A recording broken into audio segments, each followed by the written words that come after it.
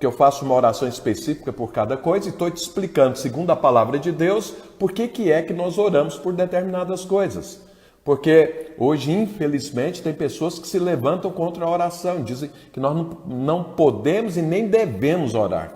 Às vezes, alguns falam até que é um assinte contra Deus orar, uma coisa estranhíssima, né? Só pode ser coisa dos últimos tempos mesmo. Então, você que está comigo, orando, você precisa ter base da palavra de Deus para que não tenha nenhuma dúvida.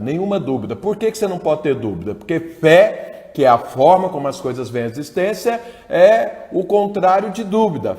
Fé é convicção. E convicção em quê? Na palavra de Deus, no que está escrito, no que Jesus disse, no que os apóstolos ensinaram. Então você precisa encher a sua cabeça da palavra de Deus, porque isso vai gerar fé na sua vida e vai lançar fora toda dúvida. Com dúvida ninguém conquista nada no reino de Deus. Os irmãos sabem, tudo no reino de Deus vem pela fé. Jesus diz que o justo, que sou eu e você que cremos no Senhor, todos que creem no Senhor são justificados. O justo vive por sua fé, Está escrito isso na palavra de Deus. Então é importante você entender isso. Hoje eu quero explicar para você, orar sobre provisão divina.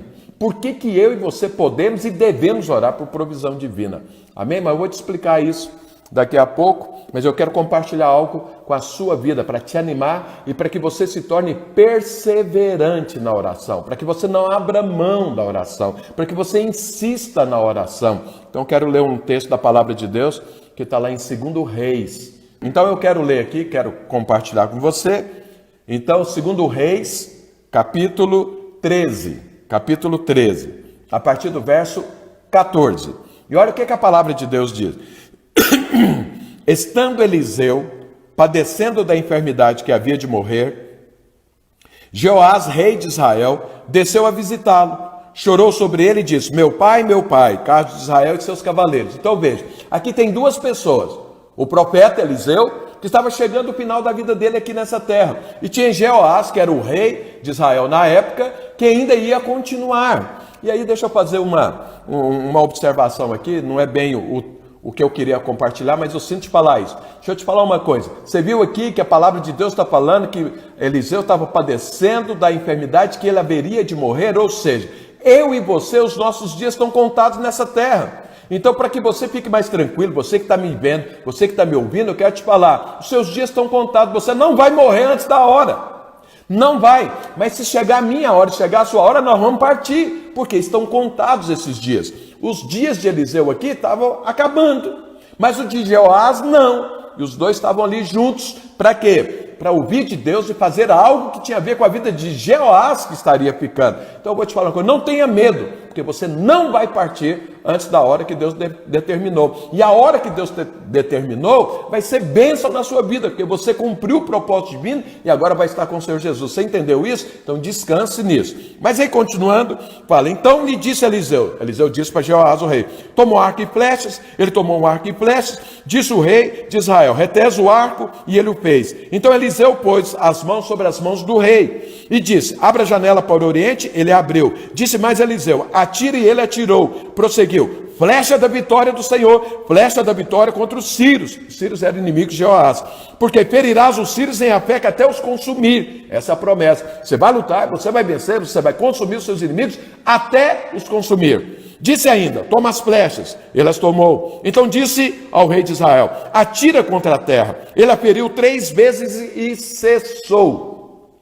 Então o homem de Deus se indignou muito contra ele e disse, 5 ou 6 vezes deverias ter ferido. Então feririas os sírios até os consumir, porém agora só 3 vezes ferirá os sírios. Vamos, veja bem. Primeiro, Deus, o homem de Deus ali falar para ele, pega seu arco e flecha. Deixa eu te falar uma coisa, é uma guerra. Tinha um inimigo, os sírios, ele era rei, tinha que guerrear. Hoje nós estamos em guerra, tem essa praga, tem a sua empresa, tem o seu emprego, tem sua célula, tem sua família, tudo nós estamos vivendo numa guerra. E o que é que o homem de Deus falou? Pega o arco e flecha, ou seja, pega aquilo que são suas armas. E qual é a sua arma hoje? Vou te falar a palavra de Deus. Qual é a sua arma hoje? A sua fé. Então pega isso e fala, abre a janela para o lado do Oriente. O Oriente é de onde vem o mal. Então, de onde é que vem o mal na sua vida? Onde é que o diabo está ali insistindo e brigando e confrontando você? É esse lugar. E falou o quê? Pega a sua flecha e lança. Ele lançou, e o que o homem de Deus falou? Essa é a flecha da vitória.